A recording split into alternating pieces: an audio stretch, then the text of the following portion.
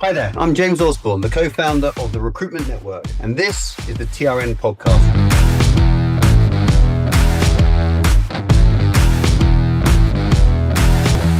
Every week, we unpack the strategies, the technologies, the processes and mindsets fueling today's top-performing recruitment agencies. We take a look behind the scenes of some great recruitment businesses. We listen to the real-life stories of those who have built those businesses, and we learn from some of the industry's greatest thought leaders to help you become both future fit and future relevant. So let's begin with this next episode of the TRM Podcast. Michelle, firstly, thank you for joining us today. How are you? Are you well? And are you is your well-being good? Let's go with that question. My well-being is really good. Fortunately, the one thing about doing this job is it kind of keeps me accountable to myself, because it isn't going to work if I turn up not in a great headspace for my clients. So yes, I'm very good. I've been up and out early, so feeling ready and high energy. So can't wait for the conversation. Good. Well, let's go straight into it. And I'm going to ask you, I am, because you know me, I'm quite pokey and proddy about some things, that sort of stuff. And are you one of those people that feels it necessary to say to everybody that I get up at 5 o'clock in the morning and I run naked down the beach every day and I eat guava fruit before I start my day, et cetera, et cetera? Because there's a little piece around this well-being stuff that if I'm honest with you, I struggle with. Because on one side, I'm a massive believer in it. You know, some of the things I get up to in my personal life and about well-being and stuff, and it's really important to me. On the other side, I see a lot of people putting posts out on social media, which is not really true. You know it's not true, and it's doing it to try and get likes and followers and everything else. What's your sort of positioning around that first and foremost? I think it's just being honest, and being human. Sort of, there are some days that I will wake up and feel better than other days, like everybody else. But what I do is I keep an awareness as to how I'm feeling. And absolutely, I like a glass of wine. I like a curry. I like days when I just sort of particularly watch 6 episodes of Yellowstone, which I did recently. So yeah, I think the thing is I'm here talking from lived experience, and I'm definitely not perfect. And I'm learning all the time as well. So I think that I know the post that you're talking about, and you're looking and you're like, really? That's your morning routine? How are you actually fitting your day job in, or knowing that it's not necessarily true? So I think the important thing is people find what works for them, because we're all different. Someone loves a run, someone else likes to take their dog out for a walk, someone else likes paddle. So it's about what works for you.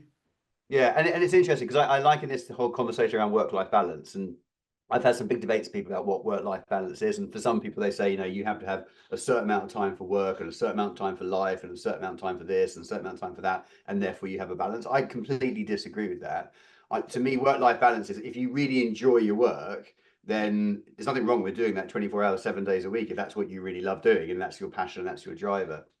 So I wouldn't say 24/7, but I think I think that there's that piece around. There's a time. So how much time should I be devoting to well-being and wellness and physical, etc., etc. And actually, there's that piece around actually how much am I actually enjoying it?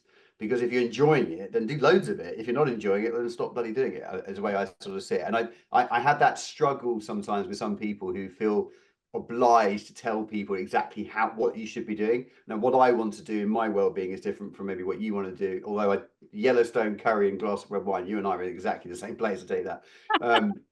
But I think that's an important thing to say to people when they're listening into this, is that work-life balance, well-being is your thing. You can't be dictated to by what everyone else does. Would that be a reasonable thing to say?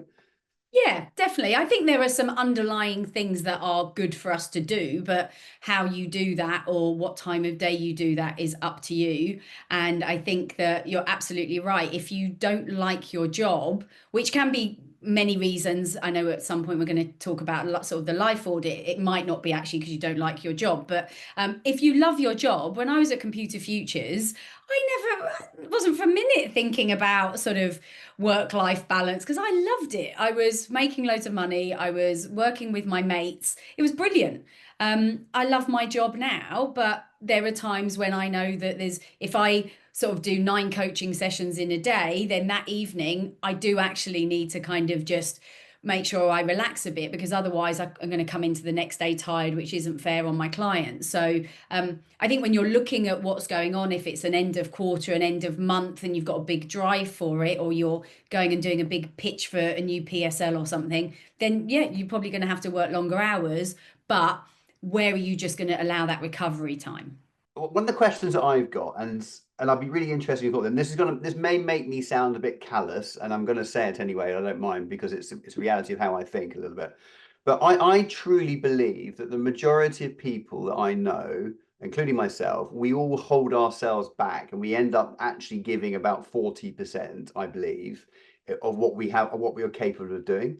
So the reason why I do some of the event things that we were talking about earlier is I want to see how far actually I can push my body and my mind, emotionally, mentally, etc. And I've started to realize there is this gap of about that big elasticity that I tend to miss every single day, that I don't tap into. But when you tap into it, it is extraordinary how much more you can actually do. I'm really interested in that piece between taking someone and helping them as a leader, helping them grow into that next, now go into that sort of growth zone, how far you can stretch someone, and then at what point does it become burnout? What point does it go to a breaking point? And I'd be really interested in your thoughts on that, because I just feel there's so much more people could give and actually would have liked to give if they knew how to tap into that extra 60% elasticity bit at the end. Yeah, absolutely. And I think how far you can push people, it depends on every individual and what their circumstances are. Sure. But I absolutely agree, is that sort of the example that when we were in the sort of midst of COVID, I'm not a very good runner, but if someone had have handed me the vaccine that was going to kind of cure all of it and told me it was a marathon distance away, I'd have been able to run that. Or you see it a lot in sport, don't you, when it's that final moment and you sort of think that the person's lost and then suddenly they just pull it out of the bag. Or you would have felt that on, we were talking about you sort of hitting the walls when you were doing your quest. We've all got more in us, but it's about, why is it that we are doing things? What are our values? Understanding how each person in your team is motivated, because sort of it used to be back in my computer futures days, it was just like, it was just all money. And absolutely, we're in recruitment for money, but actually, why? What is it that you want to do with that? And then when you're driving someone with their own personal motivations, and there are different things that you can do to get people into flow state, which is where we're 500% more motivated. But the first thing is understanding, what is it why are you here? And the amount of times I have those conversations and people are kind of like, well, it's just my job. And you're like, oh my goodness, no. Like every moment that you are sat at that desk is a money-making opportunity, a career-defining opportunity, and don't waste it. And we're all wasting this time, and that adds up over a year to far too much wasted time. But when you know, like my boss at Computer Futures knew exactly what it was that I wanted to achieve. I had a bar chart on my monitor to buy my first property, so I needed a deposit every payday. Anything I earned over what I needed to live got set aside. So she knew. Like it wasn't. Of course, I liked a lunch club, obviously, but it was all about that financial security. Yeah. And when we can really dig deeper with our people, and when we're doing our appraisals, reviews with them, and understanding, why is it that you're doing this? It's a hard job, but it can be that, like, it will change your life. But don't waste the opportunity. Yeah, and hard doesn't necessarily have to mean bad, does it? That's the thing. I mean, hard is not necessarily a bad thing. It could be a really good thing if you enjoy that type of stuff. And I think that's we sometimes need to now, people talk a lot about, oh, how's the market? Oh, the market's really difficult. It's not really difficult. It's just different. So let's work out how we embrace the different market. And I think sometimes the narrative around this stuff is so important, because it's so easy to almost self-talk yourself into negativity and all that type of stuff, when it just doesn't anyone any favors as far as I'm concerned. So I don't know, Like let's see. everything's hard. Like for you, being fit and healthy is hard. You put a lot of commitment into all of your training, and that's amazing. But also, being unfit and unhealthy is hard. Being successful is really hard, but so is being unsuccessful. So we're just choosing, like, which hard do you want? Yeah, And then sort of following yourself that way. So I think that sort of none of this is easy. It's just about, as you said, reframing it with how you think and telling yourself a different story.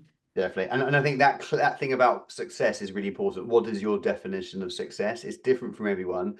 We live in a world of social media, so we presume our definition of success has to be the same as that person or that person's, because they're looking happy on Instagram. That's not necessarily the case. So we need to be clear. And I think I think personally, right now in the world that we're in at the moment, those concepts such as like ikigai or the Maslow's hierarchy of needs, which has been around for decades, but that piece about how to find proper self-actualization, where that piece around, can I look myself in the mirror at the end of the day and go, I've had a good day, I've done my best, I've given it the best, I'm happy and I'm enjoying myself, irrespective of what other people think or saying. It is such an important place to get to. And I don't think people really know how to get there sometimes, and it's really hard. I mean, I've struggled with it from time to time as well. Is how do you get to that place where you truly are happy with what you've got and what you're creating? And if you can articulate that back in a business sense, then obviously then everyone knows how to help you get there from a business point of view, which presumably then will manifest itself into performance and productivity. Yeah, absolutely. But yet we're sort of expecting people that are new to recruitment, maybe in their 20s, to kind of figure all of this out. And actually, the job of the leaders is to be able to guide them to find those answers, because sort of I didn't really understand it all when I was in that age, but it was about the people that I had around me that were talking to me and understanding me better, so that then I understood myself better. So it's having those conversations to go, right, like ikigai, for anyone that doesn't know, it's the point in the middle where you love what you do, you get paid for it, you're good at it, and the world needs it. And I think recruitment absolutely can sit into those. But it's really understanding that, of kind of, do you love it? Are you getting paid for it? Get paid more for it by performing better. And I think it's great. And there's sort of so much research out there about ikigai. So it's definitely worth people having a look into that if they want to know more. Definitely. I carry that around in my notebook with me everywhere I go. I always look at it because it just reminds me. It reminds me actually, am I actually doing the things today that I said I committed to doing, that type of stuff. And sometimes we all forget, right? Yeah. Obviously, this starts with having conversations. So as leaders, we need to be opening up the conversations with our teams and our businesses around well-being, around mindset, around how people are feeling, etc., etc. We've got another poll up. Just been lovely everyone's answers on the poll, please. So the second poll question is: when was the last time your team actually had a proper conversation, a meaningful conversation around mindset, around well-being, etc.? Just put in the poll there. Whether was it this month, was it this quarter, was it sometime this year? Not really sure. Or have you actually never had one? Potentially. Just again, we'd be fascinated to see, are we actually having the conversations? While that's coming through, Michelle, when we think about the answers to those conversations and what's going on, that there are things that we need to do, right? So there's steps and changes that we can make, and I know you do talk a lot about this type of stuff, about the different things that people could do, different habits that people can take or create that will actually have a positive impact, and around that energy piece and giving people more energy and getting more energized, I suppose. Just give us an idea of some of those things. If you had to say to someone, whilst you're having a glass of wine with your curry watching Yellowstone, and someone's sitting next to you, and they go, actually, Michelle, just give me top 5 things, or couple of things. What are the key things that really impact habits and create habits of, I suppose, more energized people, more positivity, all that sort of good stuff that we're all striving for? Yeah, so habits is a big thing. And for me, it's about making them sort of small and simple, and things that you can do even on your most difficult day. So anytime that I'm guiding people on these things, it's never about 5 hours of sort of silent meditation. It's about the little things. And the first and sort of most important thing is how you actually breathe. If you're not breathing properly, you are basically activating your stress nervous system, which means that you can't fully function. So, number one, close your mouth when you're not selling and breathe in and out of your nose. Number two, make sleep a priority. I know on the poll, it sort of sleep came as a lower one, but it's like, we all know if you've had a bad night's sleep, you are not going to perform. You're probably not going to turn up at work. And if you do, you're certainly not going to give it all of the energy. Number three, move your body every day. And whether that is doing amazing feats like you've just done, or whether that is simply taking your dog for a walk, or paddle tennis has become kind of the latest recruitment craze, move your body. And then I think the last one is around sort of what we're feeding ourselves. If we are eating junk, and as I said, I like a curry, so this isn't about being perfect. This is about just generally being aware. Are you getting sort of the right food? Are you drinking enough water? It really is back to the basics. And people think it's got to be complicated and it's got to be sort of expensive. It doesn't. Breathing doesn't cost you anything. Sort of going to bed earlier, or certainly getting better quality of sleep if you can't sleep for longer. And making some smart food choices all of those things are going to help us have more energy. And then we can start to look at the mental mindset of how do we reframe what we're thinking to be more positive and sort of tell a more positive story. One of the things that you're talking a lot about is this life audit tool that you sort of got and that type of stuff. I sort of, oh, there we go, look at that. I love the idea of someone auditing my life. I find it fascinating. So I'm going to have to, I haven't done this tool, so I need to do it. So the first thing I'm going to do after this is do it, or do it this evening. But to tell us about what is the life audit tool, how does it work, and what's the output for me as someone who completes it? Yeah, so circles of life are sort of fairly standard coaching tools. I extended it because usually they've got about 8 categories, and I just thought that's not enough. So I've got 20. I've got the practical, the health, the communication, and self. And when someone comes to me and they're like, Michelle, I'm not very good at my job. I don't like my job. I want to leave recruitment. We do this, and they might go, oh, if I had some routine, I would be better at my job. Or if I actually understood my values, I might be more aligned. I might then be better at my job. And like we are quite quick to blame sort of one thing. But actually, when we really dig in, it's a bit like doing a little sort of service on your car. And this is on my website. So it's on there. You can all get it. You can print out the version. And the idea is you put little dots according to how you feel. So like just now, you've got people to rate their energy. You put a dot somewhere near the middle if it's not great, somewhere near the top if it's brilliant, and then you start to join the dots, and that's what your life looks like.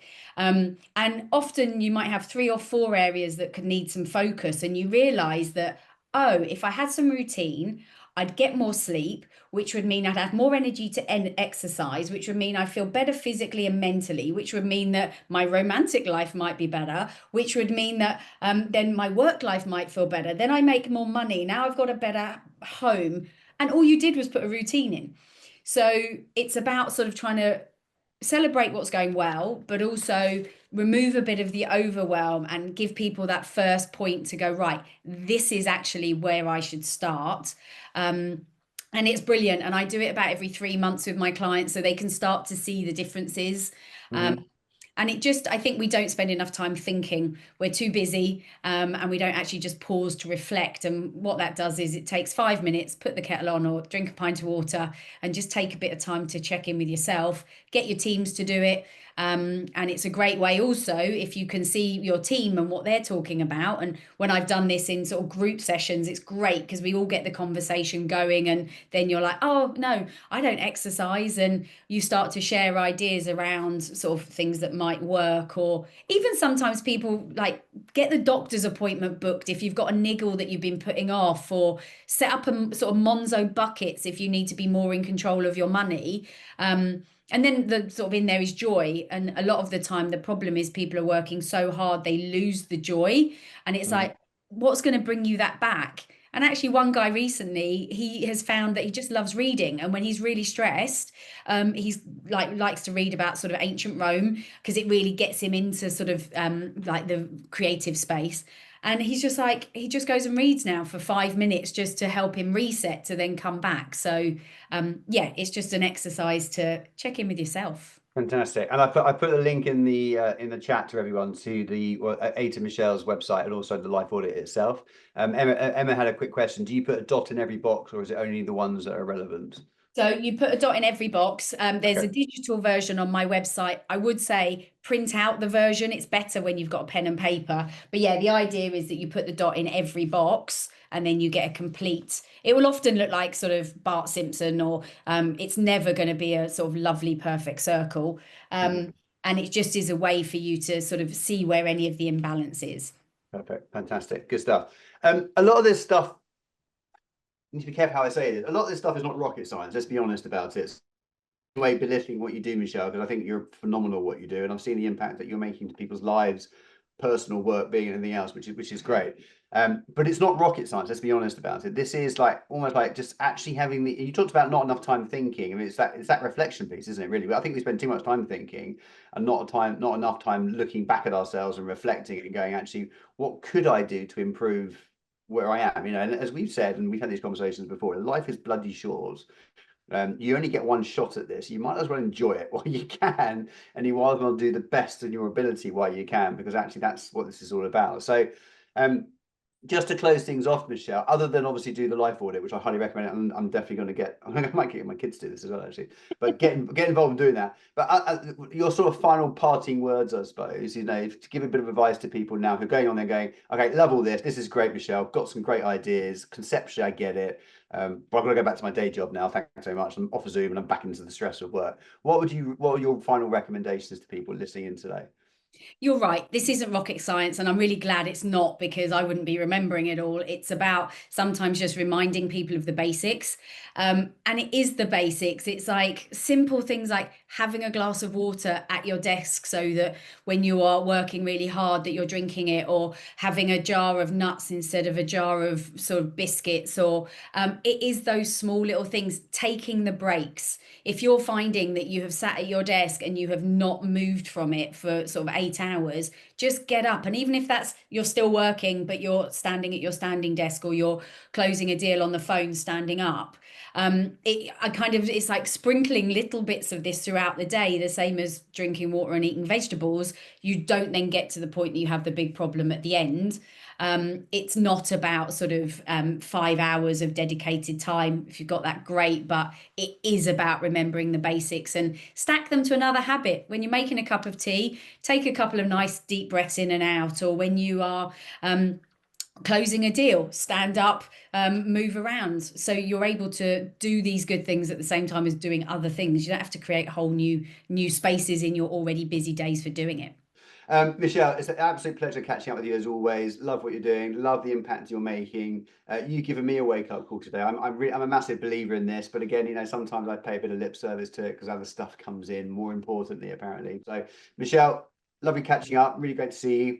Thank you. And we look forward to catching you on the next session. Thanks, everybody. Take care. Thank you. Bye. And that's a wrap for this episode of the TRN podcast. Thank you for listening. And make sure you grab the free episode toolkit. All the links are in the description. And click follow in your podcast app so you can get notified of our next episode. If you want to get more out of your business and your people, then please unlock 30 days from our platform, TRN World, for free. And help yourself to all our training content, our guides, our templates, and peer insights. You can get started at trnworld.com/trial. And finally, if you found this episode of the TRN podcast of use, please share it with your network and tag TRN on any socials with your takeaways. Otherwise, message us directly if we can help in any way. We do reply to every question. Otherwise, we'll see you next week on the next TRN podcast.